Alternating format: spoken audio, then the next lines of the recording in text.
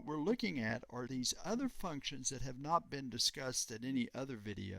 We've covered all of these, and we've covered all of these. I should mention that the 6 and 5.4 are different, but the actual nuts and bolts are the same. I think in 6 we've cleaned up the menu very nicely, and you might have other things showing in yours, junky reports and stuff like that are left. I don't want to be insultive to whoever made them, but there's a lot of peripheral stuff in 5.4. In 6 here, it's very tidy. I'm just going to quickly give you the highlights of these other functions so you can get a sense of what's going on. One of the coolest ones is this one over here, Asset Budget Details. I'm going to open that up and we'll look at that. It's really sharp. Let's just use the United States as an example. There's depreciation methods that are allowable for GAAP on financial reporting, and then there's depreciation methods that are allowable to use in depreciating for the taxman. Now, before you start saying the taxman is irrelevant to you, in many countries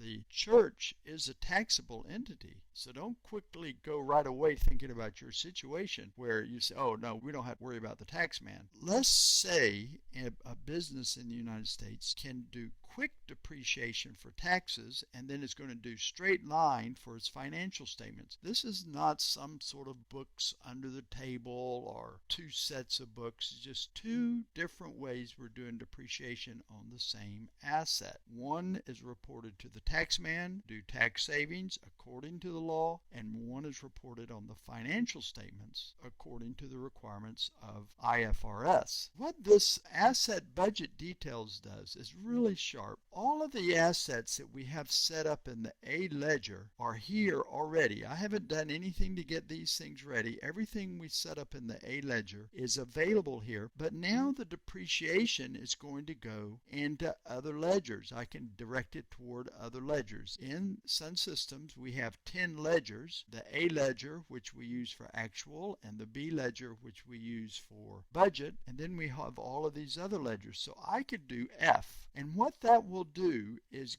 allow me to run another depreciation calculation using the depreciation rules for this alternative method. So I'll do straight line for church and church manual and the financial statements, and for the taxman, I will come over here and it just runs another depreciation now happening in the F ledger where all my information for that depreciation of that asset is kept, and it's just completely parallel to my normal asset register, but it's doing the depreciation in a different method to be used for this other purpose. And so that is the asset budget function right in here. Very powerful, runs this parallel world that allows me to have two separate depreciation calculations on one piece of equipment. In some tax worlds, we have rules, and these are fairly complex rules depending on the country and so forth, that allow you to take a lot of depreciation at the beginning. Now, I'm not talking about the accelerated depreciation methods. In our asset records here, we could choose the accelerated depreciation methods. So let me just show you this, just so you make sure you're clear. Here are my accelerated depreciation methods like declining balance and some of the year's digits and so forth. We're not talking about this. We're talking about tax rules that allow you to do what's they're referring to as advanced depreciation. Let's just say, for example, the tax law says in addition to regular depreciation calculation, you can take 10% of the cost of the asset and depreciate that into the first year.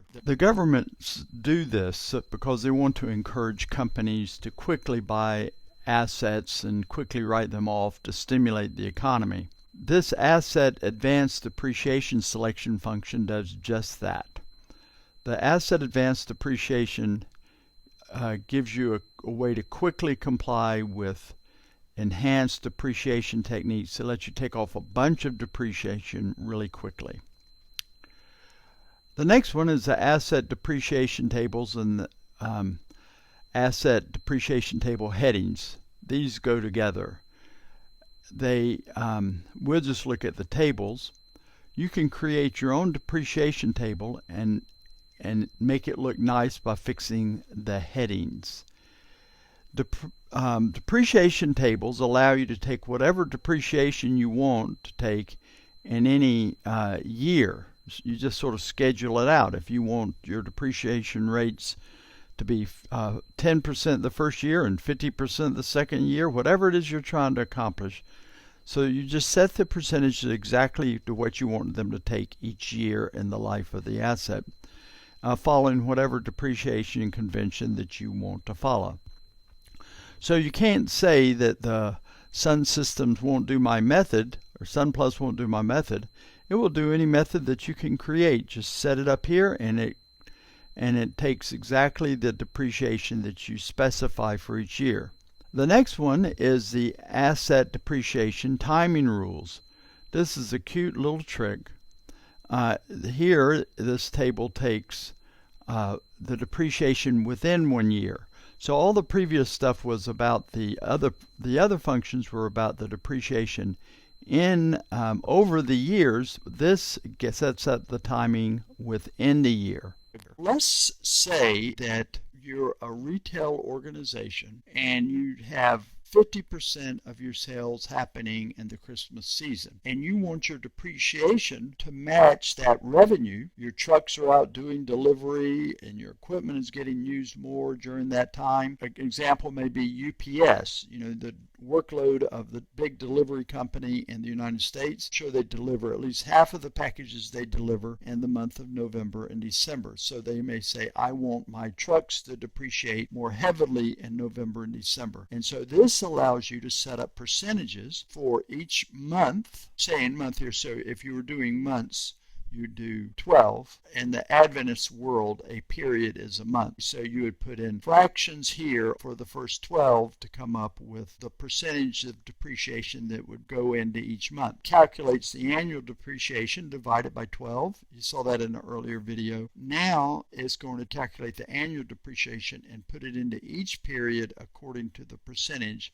that you have here. And that is what this functionality does. The timing rules allow you to spread the depreciation unevenly over the year. Asset reduction depreciation selection allows you to suspend depreciation in a given period or just take less depreciation. You choose the asset here and say, I want to reduce the depreciation by 10%. I have no idea why you'd want to do that, but if you needed to reduce the depreciation in a certain period by a certain percent, then that's what this would do. Over here, the advanced depreciation, over here you set it up, and over here you run it. So it's a two-step process for the advanced depreciation, and then you run it over here, and the asset reduction depreciation, and then you run it over there. Just a quick overview on the exotic features here in the fixed asset. A way to run two calculations on the same asset, right here with the asset. The way to define specifically depreciation over the periods exactly the way you want it for each year, exactly the way you want it for each month, to accommodate faster depreciation, extraordinary depreciation, or reduction of depreciation. Now we have one more video left, and that is a little bit of Q&A training on writing Q&A reports on the asset register.